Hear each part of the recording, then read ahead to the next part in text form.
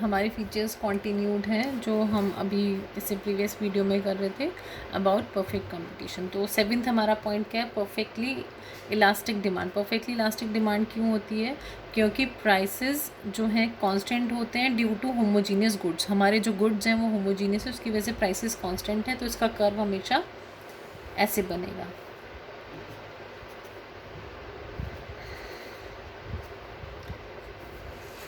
This is price, this is quantity and this is demand. जितना भी हमने लेना है, कितनी भी हम डिमांड कर सकते हैं, लेकिन हमारे प्राइसेस यही रहेंगे बिकॉज ड्यू टू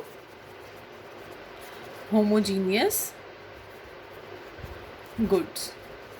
ठीक है, अब हमारा 8th पॉइंट आता है revenue curve under perfect competition. हमारा रेवेन्यू कर्व क्या होता है परफेक्ट कंपटीशन में?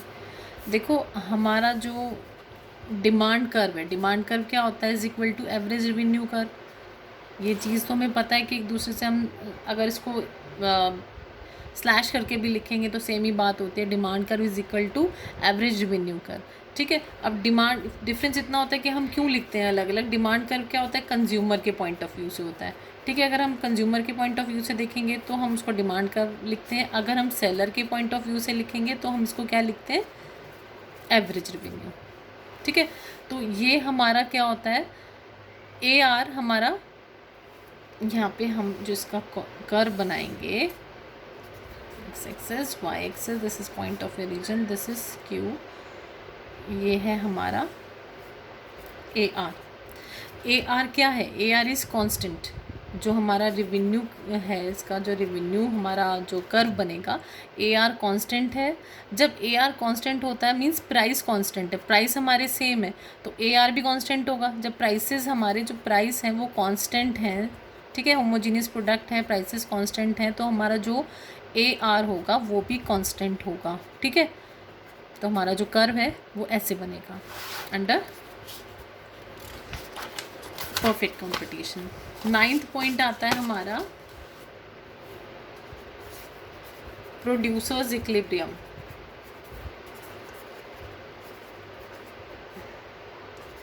प्रोड्यूसर्स इक्विलिब्रियम हमने पढ़ा था। प्रोड्यूसर्स इक्विलिब्रियम क्या होता है? कंडीशन होती है जहाँ प्रोड्यूसर को मैक्सिमम प्रॉफिट मिलता है।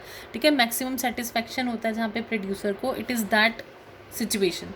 ठीक है, और वो सिचुएशन कब कंप्लीट होती है? इसमें 2 जो हमारी सिचुएशंस हैं, जब वो पूरी होंगी तब हमें प्रोड्यूसर इक्विलिब्रियम वाली जो सिचुएशन है वो मिलेंगी। तो वो क्या क्या चीज़ हैं? जब मार्जिनल हमारी कॉस्ट है मार्जिनल रेवेन्यू के इक्वल होती है तो प्रोड्यूसर इक्विलिब्रियम वाली सिचुएशन होती है। ठीक है, प्रोड्यूसर को मैक्सिमम सेटिस्फेक्शन मिलता है। और MC cuts MR marginal revenue को फ्रॉम बिलो, ये हमने प्रीवियस वीडियोस में अपना पूरा पढ़ा है। ठीक है, ये सिचुएशन होती है। या फिर आप इसको लिख सकते हैं MC should be, marginal cost should be rising. ठीक है, ये 2 कंडीशंस होनी चाहिए हमारा प्रोड्यूसर्स इक्विलिब्रियम मिलने के लिए। तो अब हम अगर इसका ग्राफ बनाएंगे तो कैसे बनेगा? जो हमारा मार्जिनल कॉस्ट होती है उसका कर्व कैसे जाता है? ठीक है, ये हमारा मार्जिनल कॉस्ट का कर्व है। अब इसमें हमें, ये हमारा कॉस्ट हो गया, ये रेवेन्यू लिख लो, कॉस्ट लिख लो, एंड दिस इज़ क्वांटिटी। तो हमारी जो क्या कहते हैं, ये हो गया हमारा, ये कंडीशन हमारी बनी हुई है। ठीक है, ये जो हमारा रेवेन्यू कॉस्ट जो रेवेन्यू कर्व है वो हमारा AR is equal to MR है।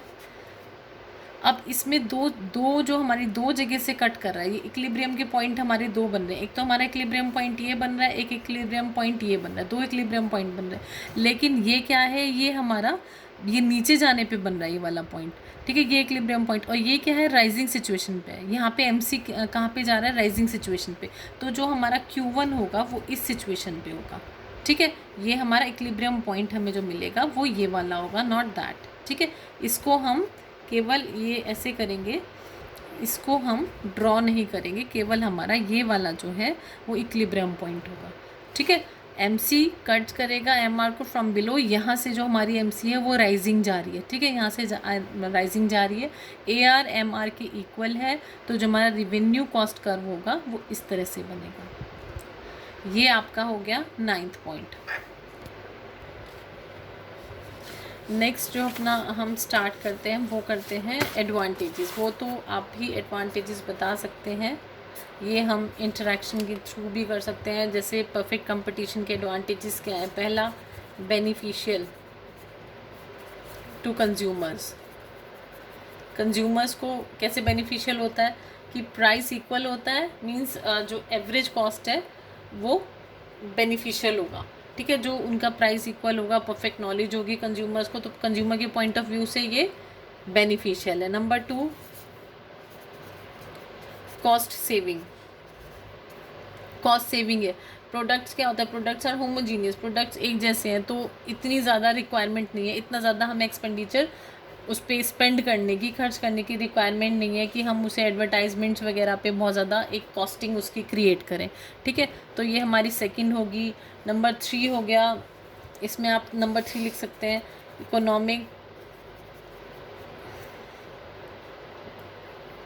इकोनॉमिक जो हमारी एफिशिएंसी है, आप एक ये लिख सकते हैं, इकोनॉमिक एफिशिएंसी हमारे पास होती है, ठीक है, जब कॉस्टिंग कम होगी, हर चीज़ को देखते हुए इकोनॉमिक एफिशिएंसी क्रिएट करता है। अब अगर हम इसके डिसएडवांटेजेस लिखेंगे, डिसएडवांटेजेस में क्या क्या आएगा? Number 1, no scope of economies of scale. Economies of scale का किसी तरह का कोई, इकोनॉमीज़ ऑफ स्केल आप लोगों ने सबने पढ़ रखा है, यहाँ पे कोई ऐसी सिचुएशन नहीं बनती कि कोई स्कोप मिले इकोनॉमीज़ ऑफ स्केल के लिए। नंबर 2, होमोजीनियस प्रोडक्ट्स हैं, तो कोई प्राइस जो डिफरेंशिएशन है वो किसी तरह का नहीं रखा जा सकता, किसी तरह के प्राइसेस में किसी तरह के कोई चेंज नहीं किए जा सकते। ये और हमें जो क्या कहते हैं, ये पॉइंट, ये हमारी जो डिसएडवांटेज होगा ये सेलर के पॉइंट ऑफ व्यू से होगी, कंज्यूमर के पॉइंट ऑफ व्यू से देखो कि हमें एक जैसे प्रोडक्ट्स मिल रहे हैं, हमें किसी तरह का कोई चेंजेस या किसी तरह के किसी जो प्रोडक्ट्स में हमें डिफरेंट वैरायटीज़ चाहिए या चेंजेस चाहिए वो नहीं मिल रहे। नंबर 3, इनसफिशिएंट प्रॉफिट इनसफिशिएंट है, ठीक है। Number 4, free flow of technology, ये भी लिख सकते हो। ये सारे पॉइंट्स आप एडवांटेजेस डिसएडवांटेजेस आप सारी की सारी ये आपने पढ़ा है, पहले ही पढ़ा हुआ है, ये हमने इसका इंट्रोडक्शन पढ़ा हुआ है। ये एडवांटेजेस डिसएडवांटेजेस ये सारी चीज़ें आप अपने नोट्स कंप्लीट करेंगे, ठीक है, यहाँ तक कि हमने फीचर्स करे हैं। अब नेक्स्ट जो हम टॉपिक करेंगे तब तक होप सो आप ये सारा अपना वर्क कंप्लीट कर लेंगे। Thank you.